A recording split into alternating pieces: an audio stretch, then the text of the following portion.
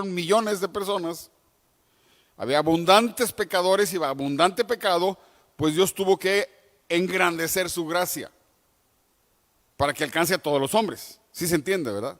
A mayor pecador, a mayor cantidad de pecadores, a más grande cantidad de pecado, pues mayor gracia se necesitó para salvar a la gente. Y vimos que al ser justificados, al haber sido perdonados, de hecho hicimos en la clase pasada, un sumario de todas las cosas que recibimos al ser justificados, al recibir la salvación.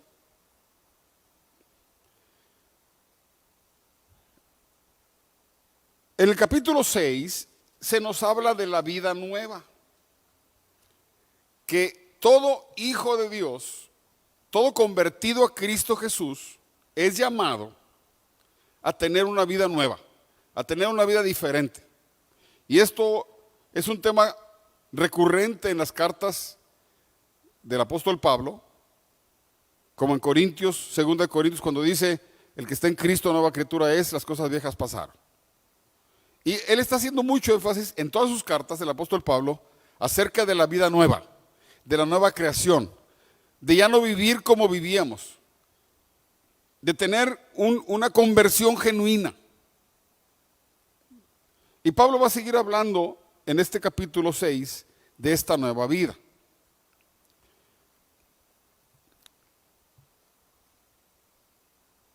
Se nos enseñó en el capítulo anterior que por la gracia fuimos perdonados y los pecados fueron borrados por la gracia.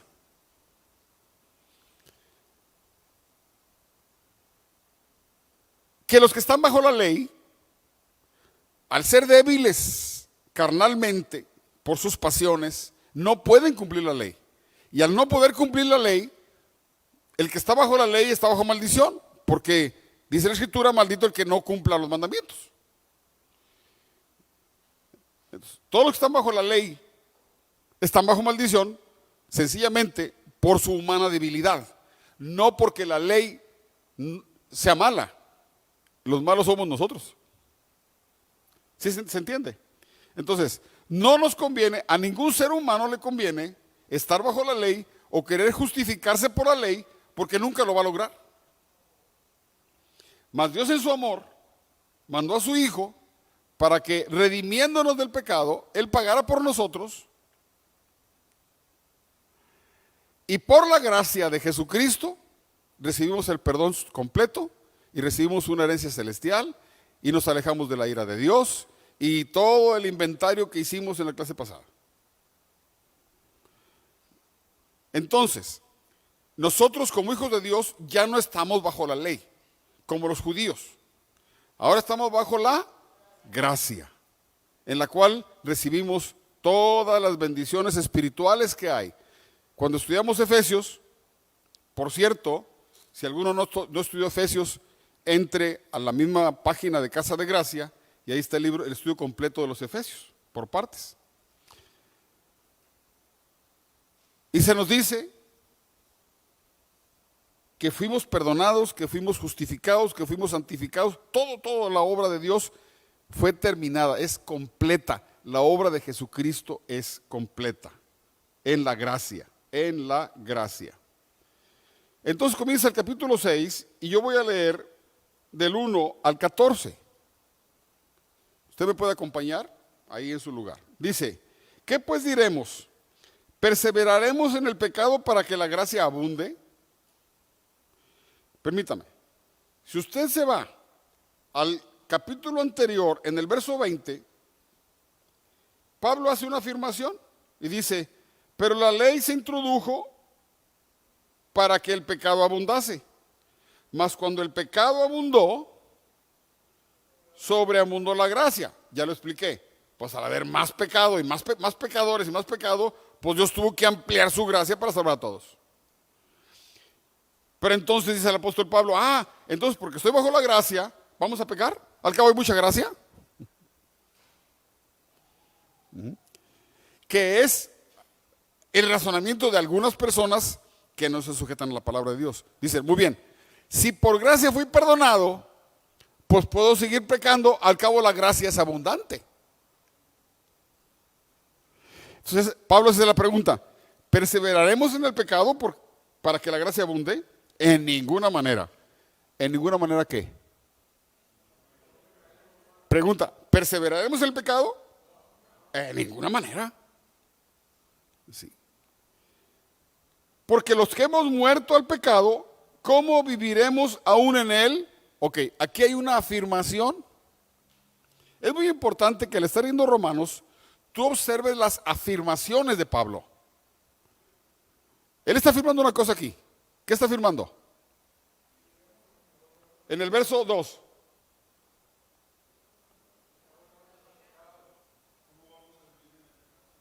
Los que hemos muerto, es una declaración.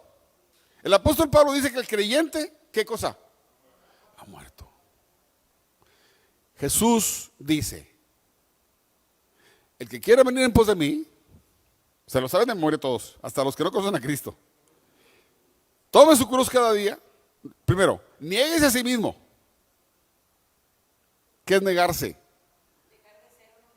Dejar tus proyectos, tus fantasías y tome su cruz. ¿Y qué es tomar la cruz? ¿Para qué tomó Cristo la cruz? ¿Para qué? ¿Para cargarla nada más? ¿Para morir? Tome su cruz cada día. Jesús lo aclara. Dice Pablo, estamos muertos. Jesús dice, pues te sientes vivo, pero toma tu cruz. ¿Cuándo? Cada día. Cada día declárate muerto. Cada día, cada día. ¿Muerto a quién? Al pecado. ¿Sí? Ok. Y entonces, ok, dice el verso 3. ¿O no sabéis que todos los que hemos sido bautizados en Cristo Jesús, hemos sido bautizados en su muerte? Ahora, permítame, voy a hacer una enseñanza bonita. Ahora el apóstol Pablo va a hablar del bautismo. ¿Y cuál es el verdadero significado del bautismo? Todas las enseñanzas del Antiguo y Nuevo Testamento tienen un trasfondo espiritual. Si la gente no entiende el trasfondo espiritual, puede seguir el rito, pero el rito no vale por sí mismo. A los judíos se les ordenó que se circuncidaran. Y lo hacían, y lo hacen los judíos. Pero si no entiendes el significado, de nada sirve la circuncisión. Eso lo vimos también aquí en Romanos.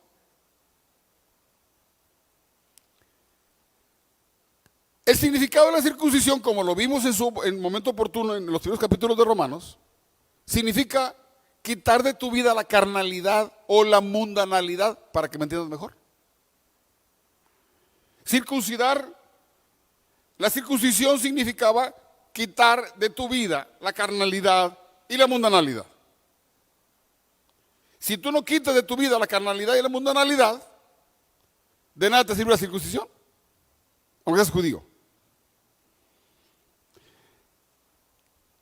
En Cristo Jesús no se nos dijo circuncídense, pero se nos dijo bautícense.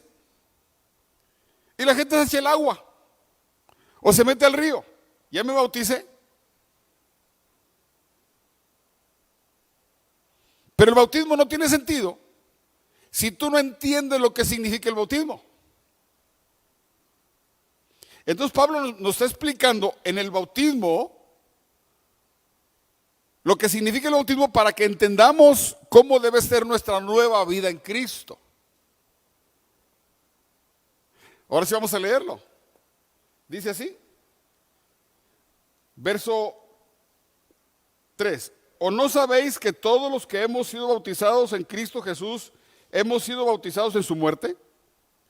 Porque somos sepultados juntamente con él para muerte por el bautismo, a fin de que como Cristo resucitó de los muertos por la gloria del Padre, así también nosotros andemos en vida nueva. Ok, ¿qué significa entonces el bautismo? Morir. resucitar a una nueva vida. Cristo Jesús murió y el pecado ya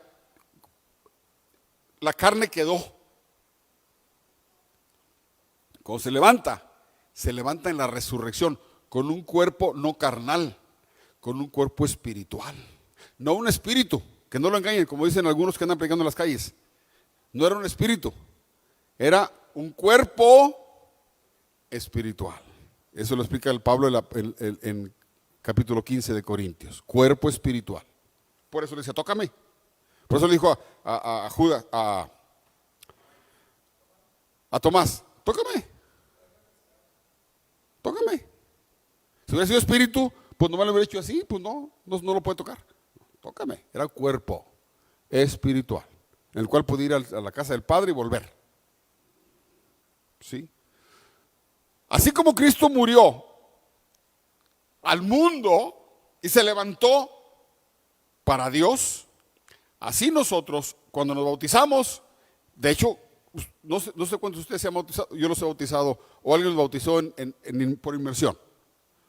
Lo que hacemos es, agarramos a la persona y la metemos al agua. Es como si se hubiera sepultado. Y luego sale, gloria a Dios, sale y entonces dice Pablo, bueno, eso significa, cuando tú entras al agua, te moriste. Y cuando sales del agua, a una vida nueva. Ese es el verdadero significado del bautismo. Por eso no bautizamos niños. El niño que sabe de la vida vieja y vida nueva. El niño que sabe del pecado, que sabe de morirse. Es cuando la persona tiene conciencia de su pecado y reconoce a Jesucristo como Señor y Salvador.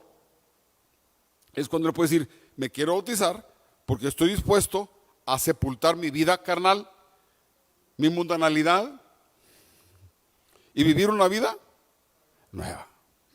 Si no, el bautismo no significa nada. Así como la circuncisión no sirve si no quitas tu mundanalidad o tu carnalidad de tu vida, tampoco el bautismo sirve si no quitas la mundanalidad y la carnalidad de tu vida. ¿Se entiende? Sigo leyendo. Porque si fuimos plantados, la palabra plantados otra vez significa meter en la tierra o meter en el agua. ¿Se entiende o no? Si fuimos plantados juntamente con Él en la semejanza de su muerte, así también lo seremos en la de su resurrección. Dice el Señor. Pablo está diciendo, ¿quieres resucitar con Cristo? Tienes que morir con Cristo. Tienes que estar unido a Cristo. Unido para morir al mundo y unido para resucitar y vivir ¿para quién? Para Dios.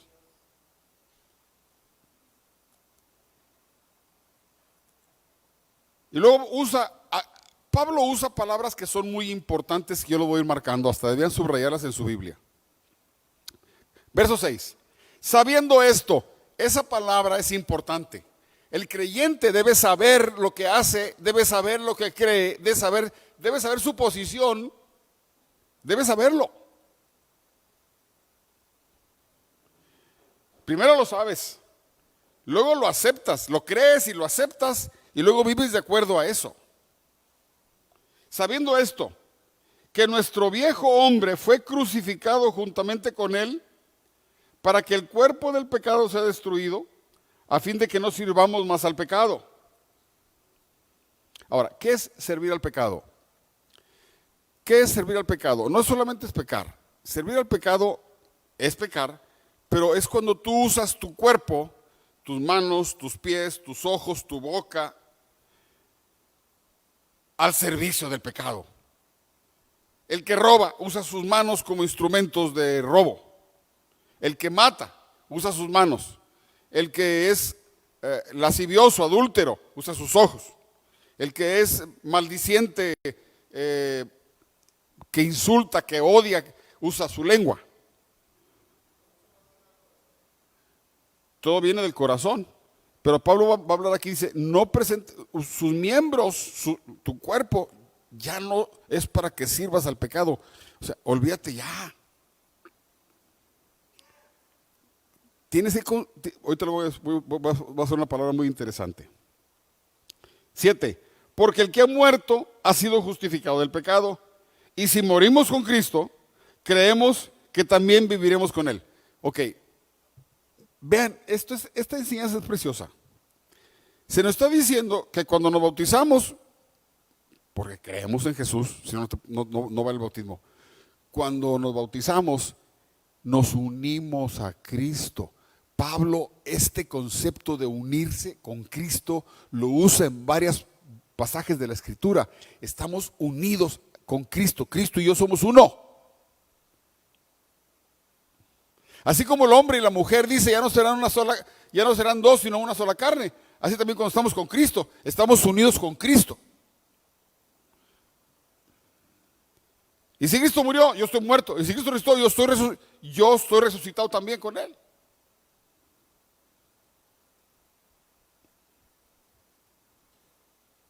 Sigo leyendo.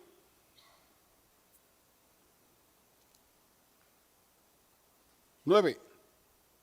Sabiendo que Cristo, habiendo resucitado de los muertos, ya no muere, la muerte no se enseñoreará más de Él. Porque en cuanto murió, al pecado murió, una vez por todas, mas en cuanto vive, ¿qué cosa? Para Dios vive. Así también vosotros consideraos muertos al pecado. Aquí hay una palabra que yo quiero ampliar. La palabra consideraos. ¿Por qué? Porque tú dices, bueno, espérate, tú dices que yo estoy muerto al pecado, pero yo siento la tentación. Cuando me hacen enojar, siento la tentación de maldecir o de pelearme o de vengarme. ¿Verdad?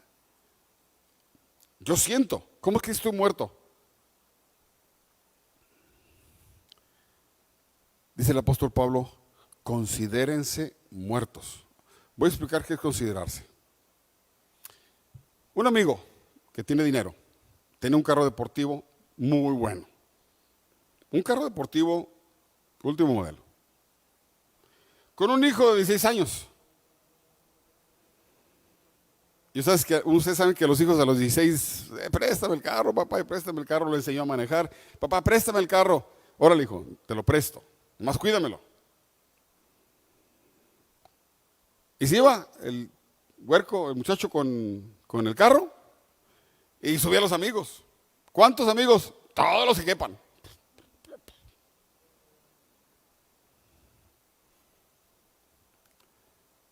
Y claro, pues que vamos a una hamburguesa y que cómprate unas sodas. Y llegaba el carro con latas, tirado, catsup, mayonesa y envolturas y el papá llegaba a lavarlo al día siguiente. Y papá, préstame el carro. Y así lo estuvo haciendo.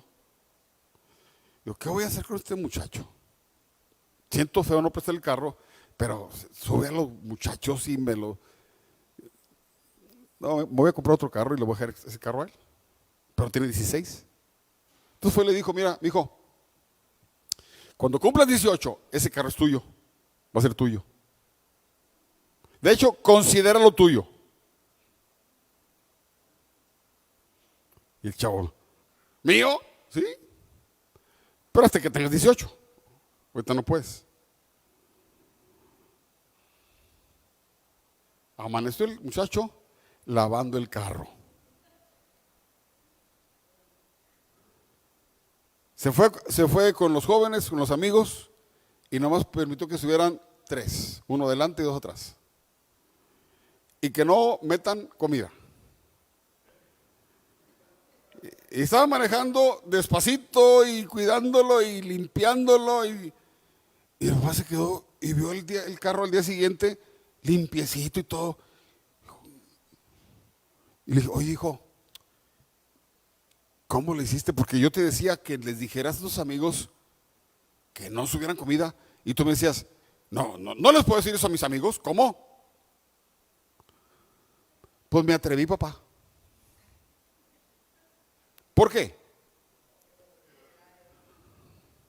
Pero todavía no es tuyo. No, pero yo sé que va a ser mío. Ya lo considero mío. Es un asunto de la mente. ¿Ya me entendió? Considérense ¿qué? Muertos. Cambia tu mente. El asunto está aquí. Cambia tu mente. No digas, no, pues es que soy débil, no, pues es que como quiera, pues Dios sabe, así me hizo Dios. No, no, no, no, no, no. El que ha recibido la gracia del Señor Jesucristo, y lo vamos a ver más adelante, también recibió el Espíritu Santo para que tenga una vida nueva. Dios da el equipo completo. En la ley no había el Espíritu Santo para la gente, nada más algunos que otro, uno que otro. Pero en Cristo Jesús el Espíritu Santo fue derramado y viene a morar en cada corazón que cree en Jesús y lo confiesa y lo sigue y lo obedece, y ahí está, y Él ayuda. Jesús dijo, orad para que no entréis en tentación. Fue una revelación grandísima. Porque la gente no sabe qué hacer cuando viene la tentación. Y Jesús dijo, la única forma de no caer en la tentación es orar. Y el Espíritu Santo te ayuda y vence la tentación. En la ley no había eso.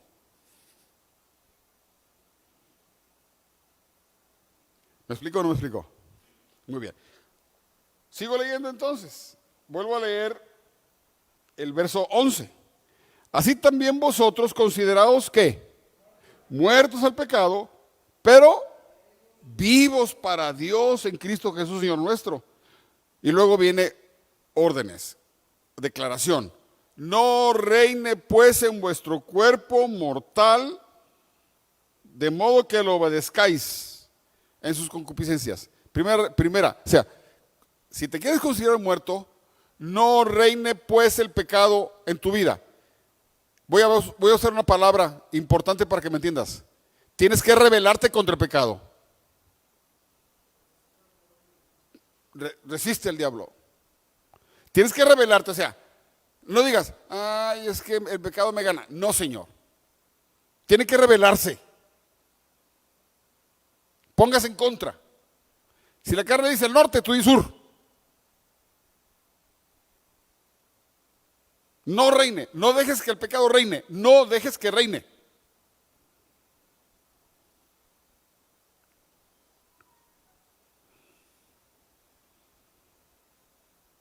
De modo que lo obedezcáis. No.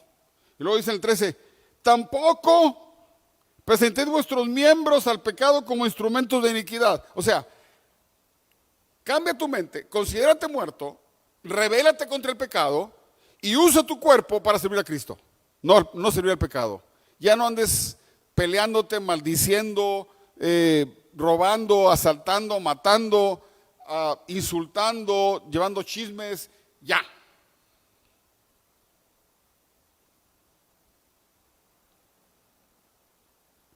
Sino presentados vosotros mismos a Dios como vivos de entre los muertos. ¿Quiénes son los muertos? Los que andan en pecado. Ustedes presenten como vivos. ¿Y vuestros miembros? ¿Cuáles miembros? Manos, boca, pies, ojos, orejas. Como instrumentos de justicia, porque el pecado no se enseñoreará de vosotros, pues no estáis bajo la ley, sino bajo la gracia. Ya les dije, ¿cuál es la ventaja de estar en la gracia? ¿Cuál es la ventaja? Porque dice, no estás bajo la ley, estás bajo la gracia. Al estar en la gracia, ¿qué tenemos?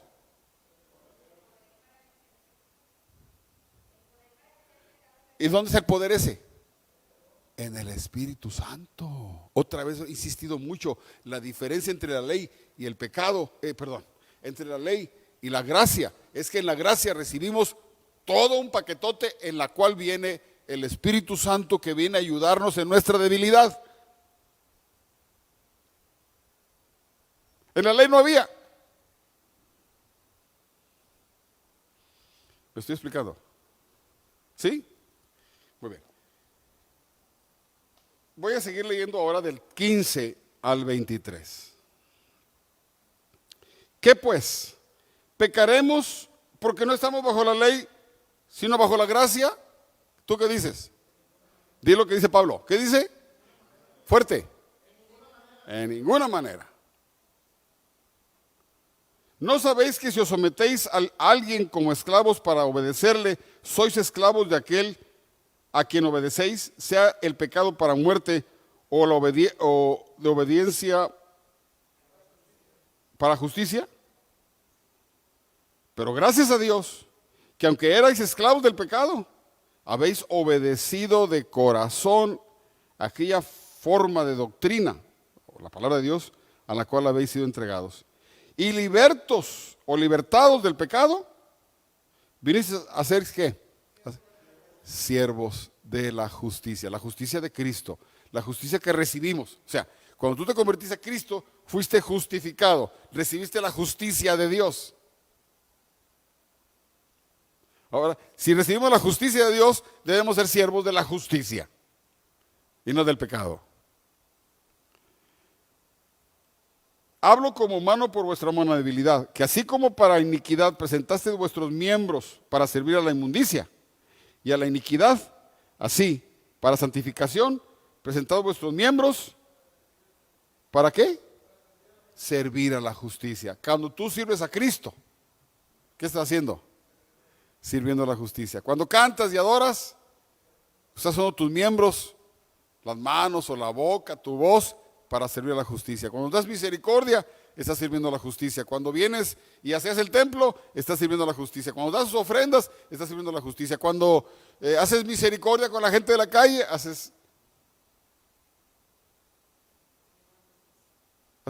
sirviendo a la justicia. Tenemos aquí en nuestra iglesia un varón, un viejito que vende allá afuera, que vende Juanito, que vende bollos y vende fruta y vende. Él desde que se convirtió a Cristo, él dejó la mundanalidad, él y su esposa. Él decía, nosotros antes de convertirnos a Cristo, abríamos el baile y lo cerrábamos.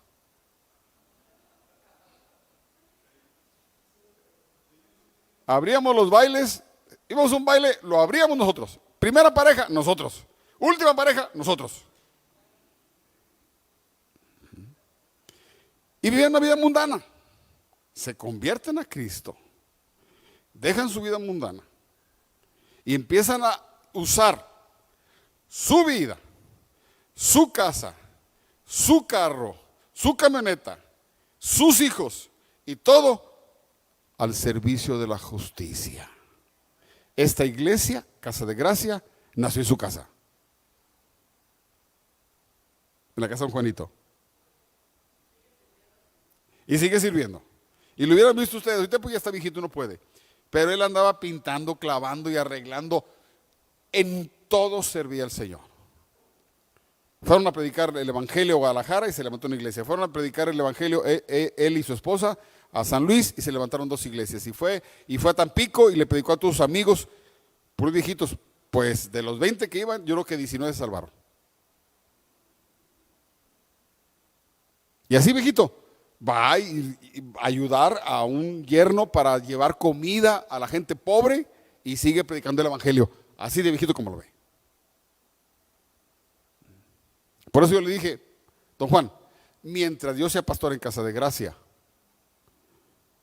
usted va a estar haciendo una ofrenda de Casa de Gracia toda su vida, porque ha servido al Señor desde que se convirtió. Es un ejemplo. Mire, yo me quito el sombrero ante ese viejito. Es un hermano a quien amo y respeto. Muy bien. Sirviendo, dice, vuestros miembros sirvan a la justicia. Ya les digo, don Juan sirvió con su cuerpo, su esposa, sus hijos, su casa, su camioneta, sus muebles, su dinero, todo al servicio de Jesús. Eso es presentar tus miembros al servicio de la justicia. Sí, cuando ven a ese viejito, salúdelo con mucho respeto y con mucho amor, porque es un siervo de Dios. 20. Porque cuando erais esclavos del pecado, erais libres acerca de la justicia. O sea, vivíamos en pecado, la justicia ni le hacíamos caso. Pero ¿qué fruto teníais de aquellas cosas en las cuales ahora os avergonzáis? Porque el fin de ellas es muerte.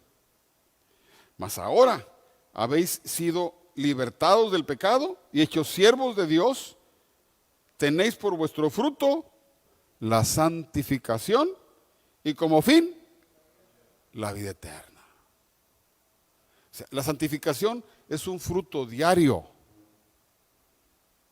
Poniendo yo mi cuerpo, mi vida, mi mente, mis manos, mis ojos, mis pies, mi boca al servicio de la justicia, está mi cuerpo, mi vida se está santificando. Es el fruto de Dios en mi vida. Y luego el 23, este 23 yo lo uso para predicar. Desde que me convertí a Cristo me dijeron, ¿quieres predicar el evangelio? Sí, usa el 23. Romanos 6, 23. Y dice, porque la paga del pecado, ¿qué cosa? Es muerte. Mas la dádiva o el regalo de Dios, ¿qué es? Es vida eterna. ¿Para quiénes? Los que estamos en quién? En Cristo Jesús. En Cristo Jesús. Así que Pablo nos dice, nos pone el ejemplo del bautismo para enseñarnos que literalmente tú tienes que vivir una vida nueva, considérate muerto al pecado, tus miembros deben ser instrumentos para la justicia. Si estás en Cristo, tus miembros ya no deben ser instrumentos para el pecado, para hacer lo malo. Ahora tu vida, tu cuerpo, tu mano, tu boca, tus ojos, tu lengua, todo, tu casa, tu carro, todo tiene que servir a la justicia que recibiste de Dios. Todo sirviendo al Señor. Y ahí acabamos la hojita esta que dice clase 6, parte 5, la vida nueva. Y luego vamos a comenzar con la clase ¿qué? 7. Con la clase 7. Ahora, déjenme decirles, la clase 6 y la clase 7, que vienen siendo los capítulos 6, 7 y 8, es como una unidad. Yo la separé en partes para que viéramos cómo el apóstol Pablo nos habla de la vida nueva. Tenemos que vivir una vida nueva. El Hijo de Dios tiene que vivir una vida nueva. No puede, escúcheme, no puede haber ninguna persona que diga que es de Cristo y que siga viviendo como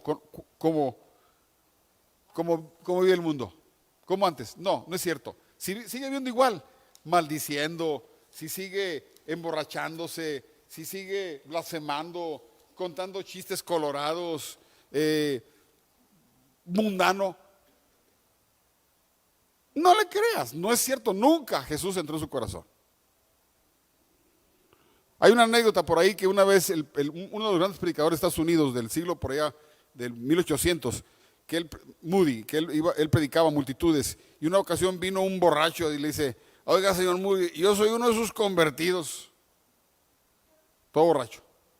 Digo, pues sí, seguramente eres uno de mis convertidos. Si Cristo te hubiera convertido, no andarías borracho.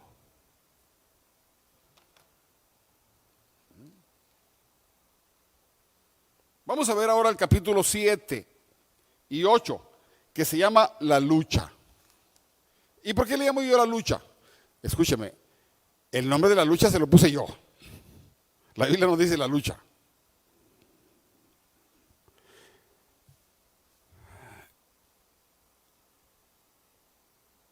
En el capítulo 7 y 8 se nos habla de que en la vida nueva no todo va a ser, decía un predicador, galletas con chocolate. Va a haber una lucha en tu vida.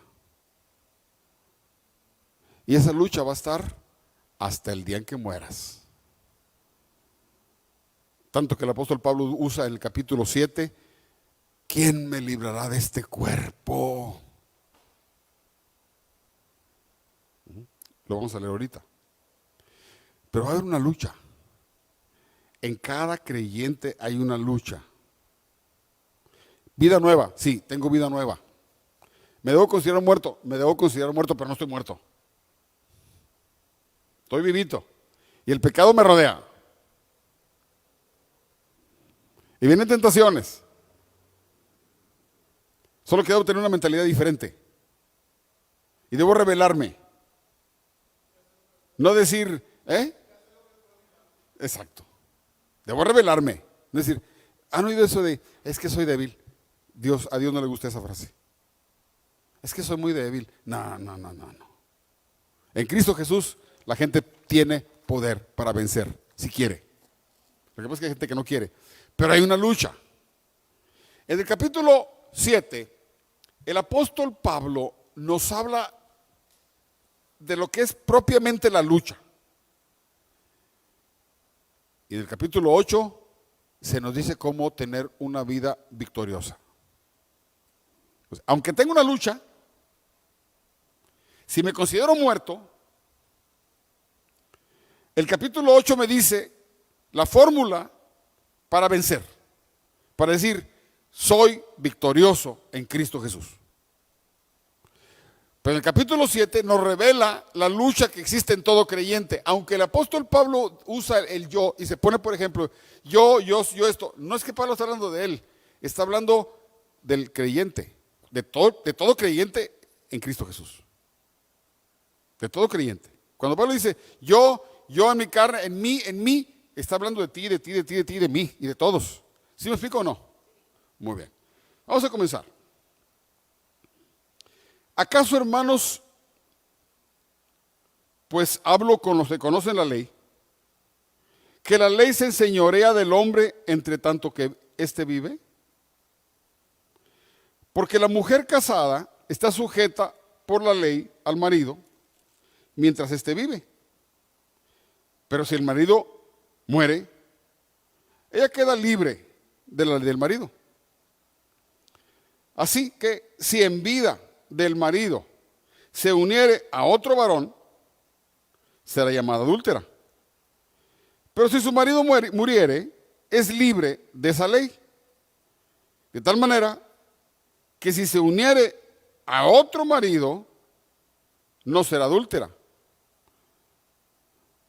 Pablo está comparando el matrimonio entre hombre y mujer con el matrimonio entre la ley y tú, el creyente.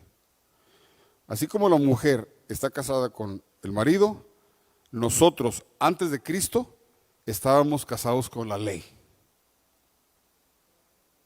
Y la ley me dominaba. La ley decía, no codicies. Pero yo soy codicioso. Soy codicioso. No estoy hablando de mí, estoy hablando de todo, de cualquier creyente. No es personal. Estoy hablando también, por ejemplo. Que alguno va a decir, mira, el pastor es bien codicioso. No. Yo soy codicioso, yo soy adúltero, yo soy ladrón, yo soy maldiciente, yo soy asesino, lo soy. Cuando aparece la ley y Dios me la pone enfrente y me dice, no codicies, no mates, no robes, no adulteres, no. Entonces, al momento que la ley aparece, yo me convierto en un vil pecador. Si no hubiera ley, nadie me dice nada. Pero al mandar Dios la ley, yo soy todo lo que dice. Todo lo que dice que no lo haga, ya lo hice. Quizás no he matado, no más.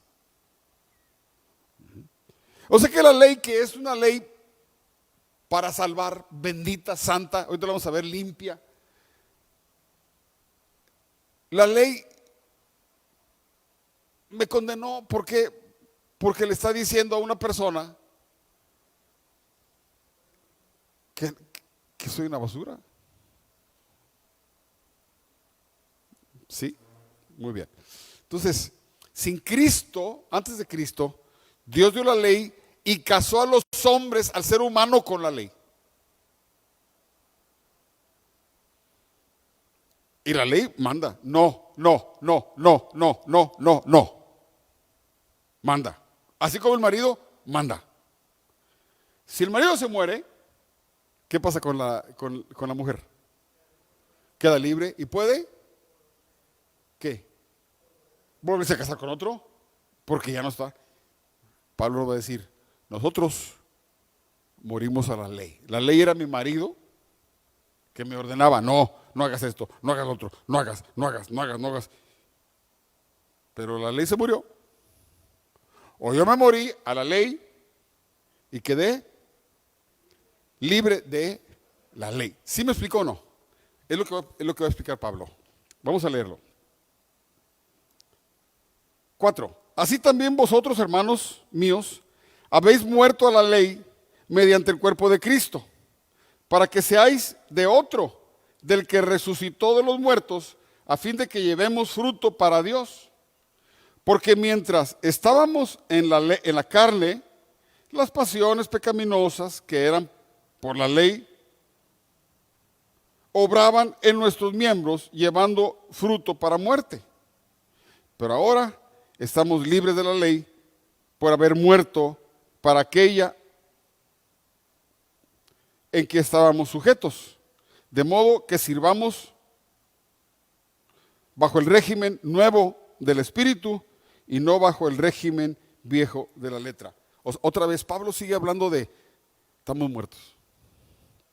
Nos bautizamos, estamos muertos al pecado, nos bautizamos, estamos muertos también para la ley. Y si ya me morí para la ley ya no me manda. La ley no es para mí ni es para ti. Soy libre de la ley. Pero resucité para estar unido. ¿A quién? Lo dije hace rato. A Cristo. Estamos unidos. O sea, Cristo Jesús me hizo que me muriera a la ley para poder casarse conmigo. Ahora estoy unido a Cristo.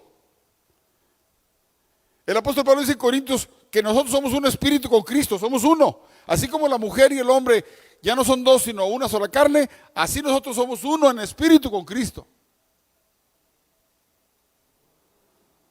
Morí para la ley no es para mí, la ley no me puede mandar. Pero tengo otro marido. ¿Y quién es ese marido? Cristo. ¿Sí estamos entendiendo, verdad? ¿Cómo Pablo usa estos modelos, esos ejemplos? Muy bien.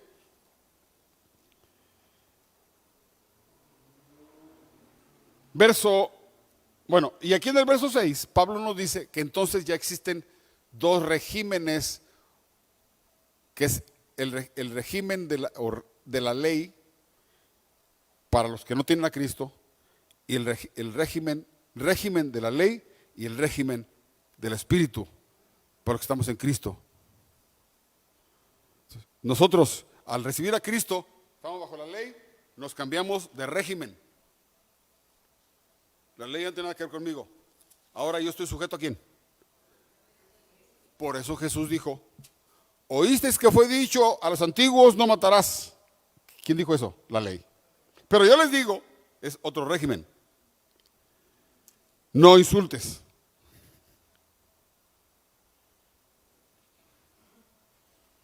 ¿Sí lo explico? Y luego termina diciendo, cuando va a morir, cuando vas a ascender al cielo, vayan, hagan discípulos a todas las naciones, enseñándoles todo lo que yo les he mandado. No dijo, enseñándoles todo lo que dice la ley. No dijo, todo lo que yo les he mandado. Es el nuevo régimen. El viejo régimen, ¿qué es? La ley. Y el nuevo régimen, el Espíritu para los que estamos en Cristo. Y eso está vigente. El que anda en el mundo tiene la ley. Si mueren sin Cristo, van a chocar con la ley. Pero cuando venimos a Cristo, cambiamos de régimen o de reino, cambiamos de reino, para que me entienda, estábamos bajo el reino de Satanás, cambiamos de reino, ahora mi rey es Jesucristo, yo tengo otras leyes. ¿Vamos bien? Ok. Verso 7. ¿Qué pues diremos? ¿La ley es pecado? ¿Qué piensan? En ninguna manera. Pero yo no conocí el pecado, sino porque la ley, perdóname, es que no puedo leer bien. En ninguna manera, pero yo no conocí el pecado, sino por la ley. Porque tampoco conocería la codicia si la ley no dijera, no codiciarás. Cuando la ley dijo, no codiciarás, yo dije, ay, yo soy bien codicioso. Me descubrió, o me descubrí. Mas el pecado, tomando ocasión por el mandamiento, produjo en mí toda codicia. Porque sin la ley, ¿qué cosa? El pecado está muerto. O sea, no es que el pecado, no es que la ley produjo en mí codicia. Yo soy el codicioso. Al aparecer el mandamiento, me descubrí un perverso codicioso. De lo peor. Híjole, soy bien codicioso. Y la ley dice, entonces, ese mandamiento que era para salvarme, me condena porque me descubre que soy un... Sigo leyendo.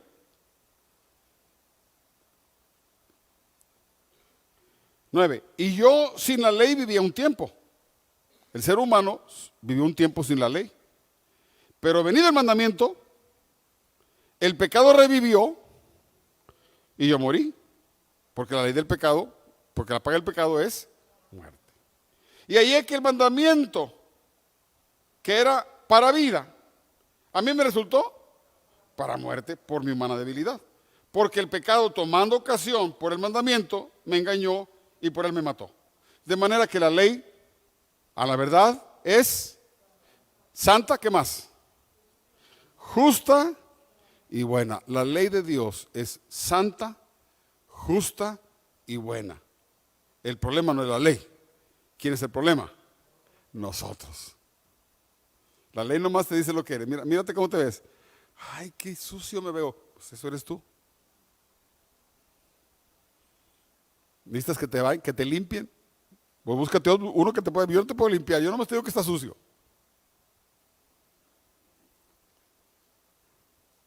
Sigo leyendo.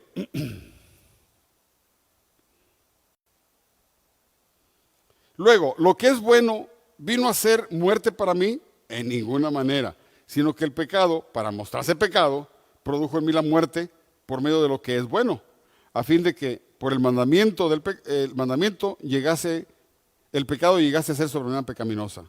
Porque sabemos que la ley es espiritual, mas yo soy ¿qué? O una declaración. ¿Yo soy qué? Carnal, y uso esta palabra, vendido, ¿a quién? Soy carnal, vendido al pecado. Yo soy carnal, vendido al pecado. Pablo está usando, a él le encantaba esto, hacer juegos de palabras. Pero si lo pones atención, sí se entiende. Y luego comienza el juego de palabras. Ahí va.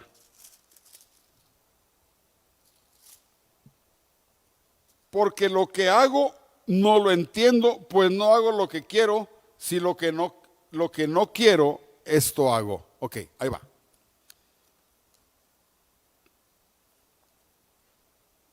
Primero voy a ejemplificarlo para leerlo. Cuando se presenta una tentación, ¿por qué es tentación?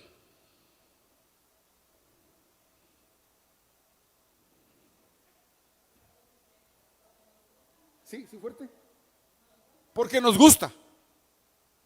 Si no me gusta, no es tentación. Me gusta, pero está prohibido.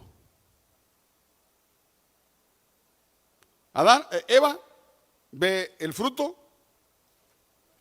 y le gustó.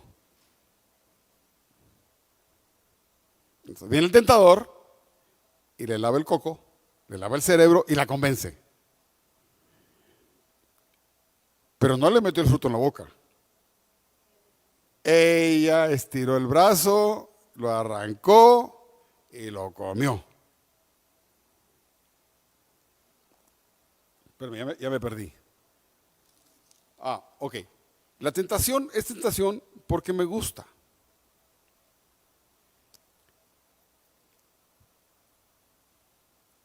Pero yo digo, pero yo no quiero hacerlo.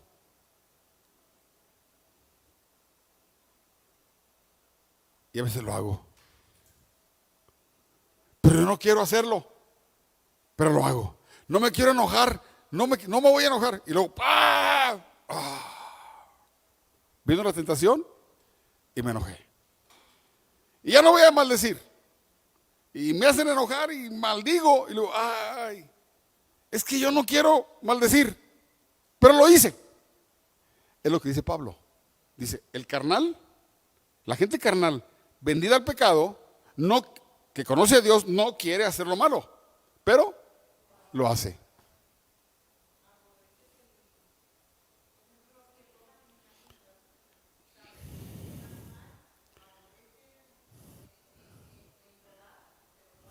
Sí. Ahora, pon ya un creyente en Cristo. Los creyentes en Cristo a veces somos tentados y lo hacemos. Y le decimos, ay Señor, yo no quería hacerlo, pero lo hiciste.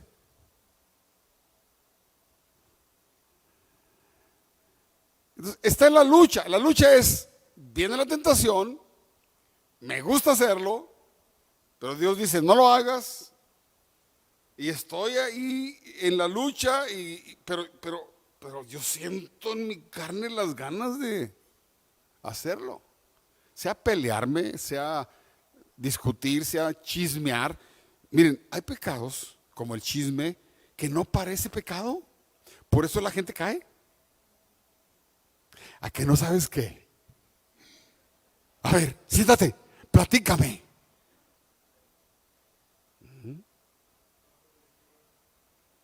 Y dice la Biblia, no andarás chismeando. No lo hagas. No murmures. No juzgues. No critiques. No esto, no. Pero, ay, es que, bueno, hay gente experta en sacarte chismes, ¿verdad? Dice, ven para acá, déjame platicarte algo. Y te da una cosita así.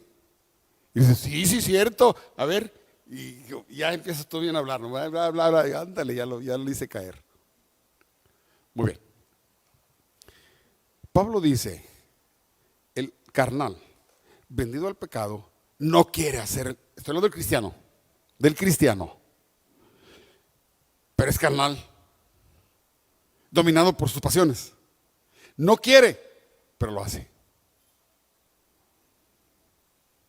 Y la excusa, soy débil. Bueno, es lo que estamos leyendo aquí. Muy bien, aquí dice, el cristiano carnal, vendido al pecado. Esa es la definición. Aquí está hablando del verso 14, que dice, yo soy carnal vendido al pecado. Aquí está la descripción de un carnal vendido al pecado. ¿Sí? Ok, aquí dice, voy a leer el 15 otra vez.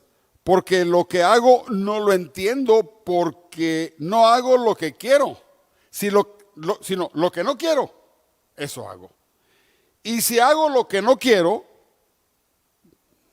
y si lo que no quiero, eso hago, apruebo que la ley es buena. De manera que ya no soy yo quien hace aquello, sino el pecado que mora en mí. Ahora, no soy yo. Es tú. Espérate, pues si eres tú. No, yo no quiero. Pero en mi carne me arrastra. Y yo no quiero. En mi mente yo no quiero hacer lo malo, pero mi carne me gana. Es lo que estoy diciendo aquí. Ese es un carnal, ¿qué? Vendido al pecado. Hay cristianos que son carnales, ¿qué? Vendidos al pecado. Sigo leyendo.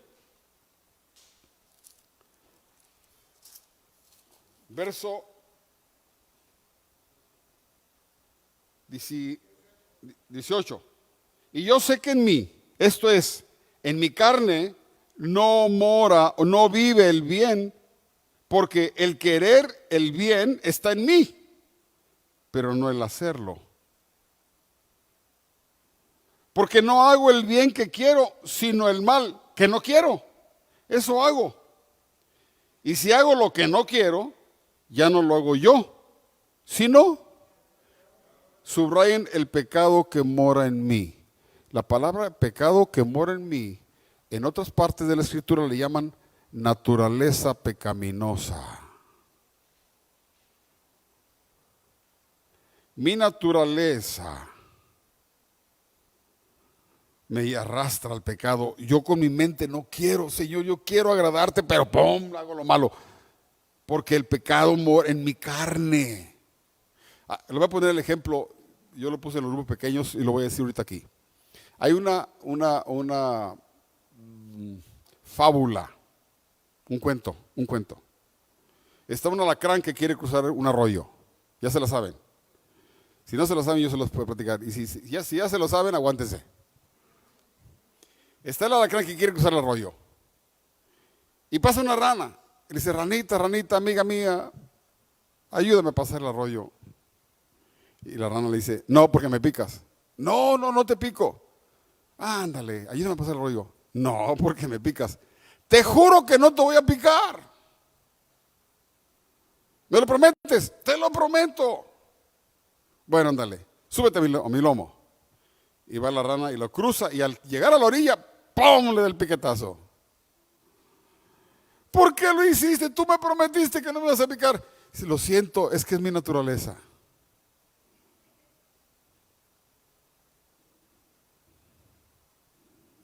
Yo no quería picarte, de verdad no quería picarte, pero es mi naturaleza, tenía que picarte. ¿Ya me entendió? Dice Pablo, dice el apóstol, el hombre tiene ¿qué puedo usar? La maquinita de hacer pecados activa. La carne tiende a la soberbia, al orgullo, al odio, al rencor, a la venganza, a la maldición, a la avaricia, al asesinato, al robo, a la fornicación, a la lascivia, a la envidia. Esa es la carne del hombre. A mi carne le gusta eso, la pereza. Sí. Entonces hay una lucha. Mi mente, quiero agradar a Dios. A mi cuerpo no le importa lo que Dios diga. Sigo leyendo.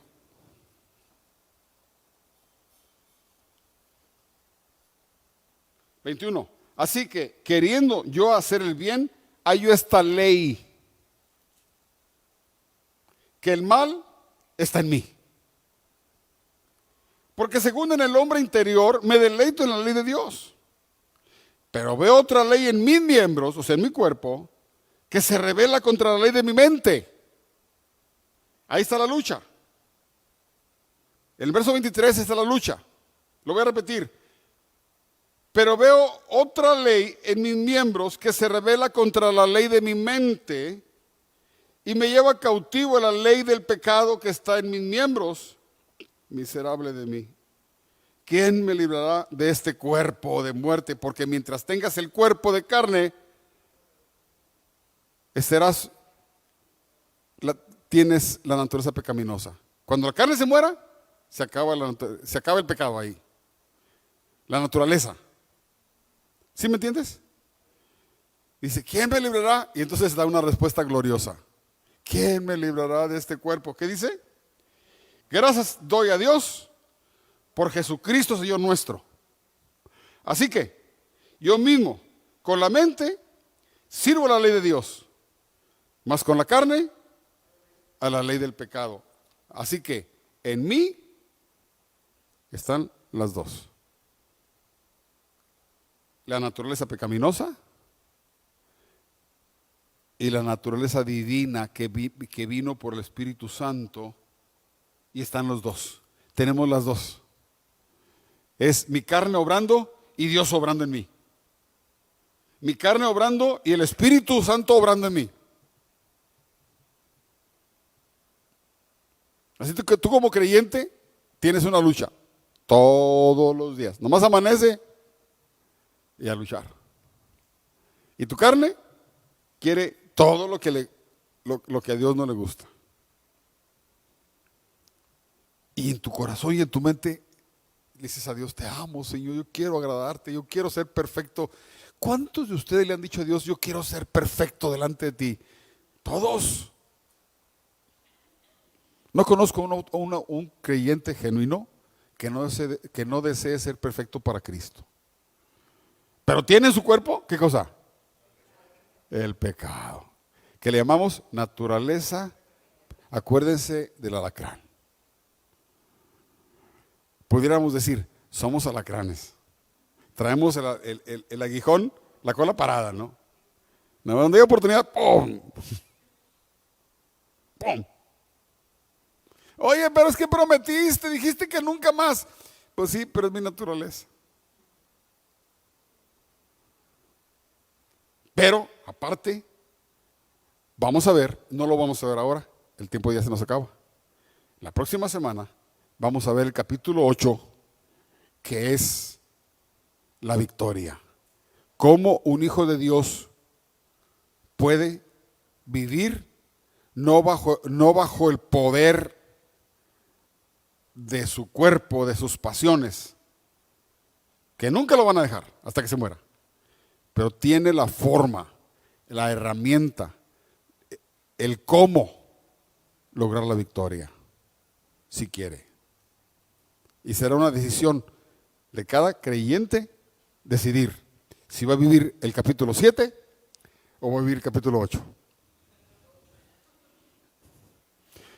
Pero en el 8 pues todavía no lo movemos. Lo vamos a ver el próximo jueves.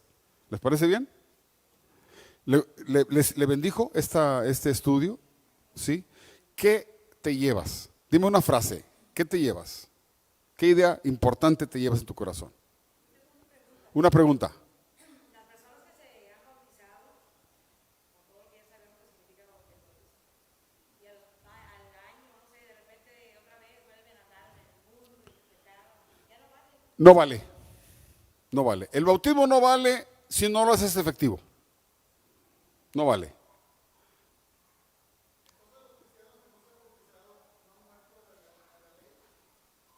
Sí. Sí. Voy a ponerte el ejemplo. El que estaba con Jesús en la cruz, creyó en Jesús. Creyó en Jesús, uno de los delincuentes, y no se bautizó. Sí.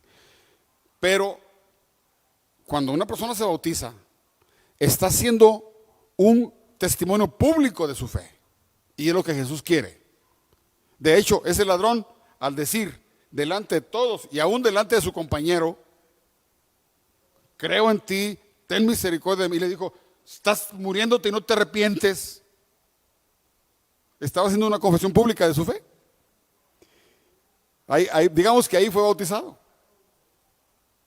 Porque el bautismo, yo me bautizo, ¿para qué me bautizo? Para que toda la iglesia y todos los creyentes y toda mi familia sepa que me entregué a Cristo y que voy a vivir una vida nueva. Es un compromiso con Dios y todos son testigos. El agua no salva, no hay agua bendita. Toda el agua es bendita porque por ella vivimos. Pero no es mágica, no tiene, el agua no tiene efectos salvíficos. Es tu fe la que salva, y el bautismo, si lo entiendes, estás tú testificando a la gente que eres de Cristo y que vas a vivir una vida nueva. Punto.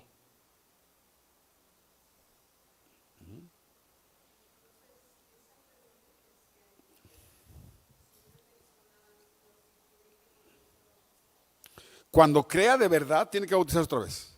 El bautismo, si no es una fe genuina, no sirve.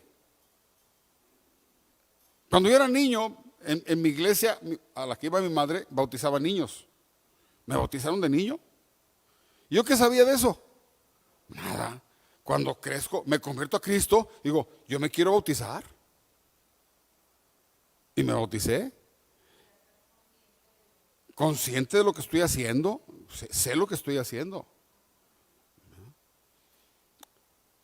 El rito en sí mismo no tiene valor. El agua no salva, es la fe la que salva. ¿Sí? El hecho de que Pablo usa el ejemplo, porque es un ejemplo nada más, de que mueres, que eres sepultado, en realidad no has sido sepultado, estás vivito y coleando. Pero es el trasfondo espiritual. Es el significado real del bautismo. El significado es, me muero para vivir una vida nueva. No que estoy muerto, estoy vivo. Y para que eso se cumpla, Jesús te dice, toma tu cruz cada día. Muérete cada día. Considérate muerto. Acuérdense del joven del carro, ¿verdad? Hasta que se consideró dueño, lo empezó a cuidar. Cambió su mentalidad y cambió su conducta. Amén. Bueno, Dios los bendiga. Vamos a terminar orando y nos vamos a nuestra casa a cenar sabroso y a dormir todo lo que puedan. Vamos a orar. Padre, en el nombre de Cristo Jesús, gracias por tu palabra. Te ruego que lleves esta palabra a donde tú quieras. Grábala en el corazón de mis hermanos y que haya ese discernimiento y la convicción de lo que aquí nos enseña tu santa palabra. Te lo ruego por Jesucristo, nuestro Señor y Salvador. Ahora te ruego también que nos lleves con bien a nuestros hogares y que la paz de Cristo esté gobernando nuestras vidas, ahora y siempre. Amén. Dios les bendiga.